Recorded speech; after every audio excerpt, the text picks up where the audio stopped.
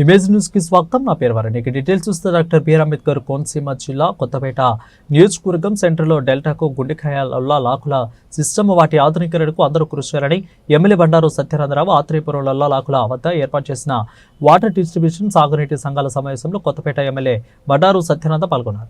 ఇక సెంట్రల్ డెల్టాకు సాగునీరు అందించడంలో ఆనాడు అపర్ భగీరథుడు కాటన్ మహాశయుడు నిర్మించిన లొల్లాలాకుల సిస్టమ్ గుండెకాయ లాంటిదని కొత్తపేట ఎమ్మెల్యే బండారు సత్యనారాయణ పేర్కొన్నారు. ఇక ఈ కార్యక్రమంలో ఇటీవల కొత్తపేట నియోజకవర్గం చైర్మన్ గా ఎన్నికైన అందరినీ సన్మానించారు. రామకృష్ణ గారు, డిసిఎంఎస్ మాజీ అధ్యక్షులు, రావులపాలెం సొసైటీ అధ్యక్షులు, అవి ఇన్సైడ్ ఇప్పుడు మళ్ళీ రీప్లేస్ చేసి పిఎస్సి పైపులు పెట్టాం సార్. అన్నీ ప్రీస్టెస్డ్ కాంక్రీట్ పైపులు. దాని ఎస్టిమేట్ 3,89,00,000 వచ్చింది సార్.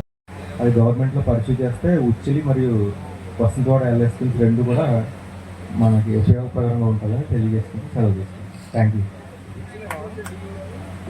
గవర్నమెంట్లో ఉంది సార్. అది అంటే బడ్జెట్లో డబ్బులు లేవని చెప్పి రిటర్న్ చేశారు సార్.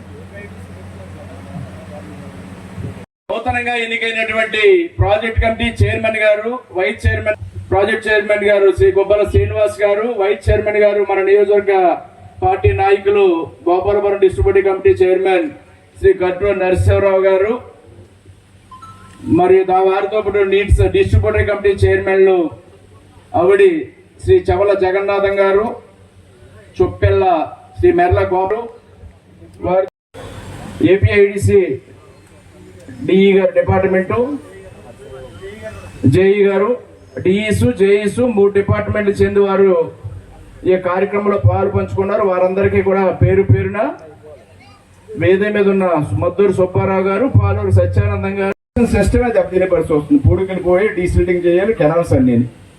వీటన్నిటి మీద కూడా దృష్టి సారించాలంటే నిధులు కావాలి. దాని గురించే ముఖ్యమంత్రి గారిని కోరడం జరిగింది, జలవనరుల శాఖ మంత్రి వారిని కోరడం జరిగింది, జిల్లా ఇన్ఛార్జి మంత్రి గారు చెప్పడం జరిగింది. నేను శాసనసభ్యుడిగా వచ్చిన తర్వాత నాకున్న ఏదో 4 సార్లు అనుభవం, ఈ అనుభవం అనే లేదా సుదీర్ఘకాలం రాజకీయాల్లో 40 సంవత్సరాలుగా ఉండడం అనే నాకున్న అనుభవంతో ఈ జిల్లా ఇడిపోయింది, ఈ జిల్లాకి వేరే అవసరం ఏమి లేదు, ఇక్కడ వ్యవసాయ ఆధారం తప్ప ఏమీ లేదు. రాజమండ్రి వెళ్తే టౌన్స్ లేదా అక్కడ పరిశ్రమలు, రకరకాలైన సంస్థలు, రకరకాలైన అవకాశాలు ఉన్నాయి నిధులు రావడానికి, గనులు లేకపోతే ఒకటి. అదే మన కాకినాడ వెళ్తే అక్కడ ఉన్న వనరులు అక్కడ ఉన్నాయి.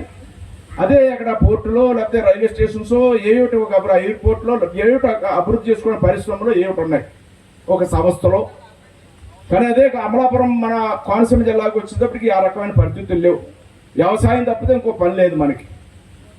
దానికి తగ్గట్టుగా ఈ జిల్లాకి టూరిజాన్ని ముందుకు తీసుకెళ్లాలని ప్రమోట్ చేయడం జరిగింది. మనకి టూరిజం అందాలు ఉన్నాయి, కేరళను మించిన మంచి అందాలు ఉన్నాయి. టూరిజంగా దీన్ని ప్రత్యేకమైన దృష్టి పెట్టి ప్రాంతాన్ని టూరిజం, ఎకో టూరిజం, దాంతోపాటు టెంపుల్ టూరిజం, మంచి టెంపుల్స్ అన్నీ ఉన్నాయి మన కోనసీమలో.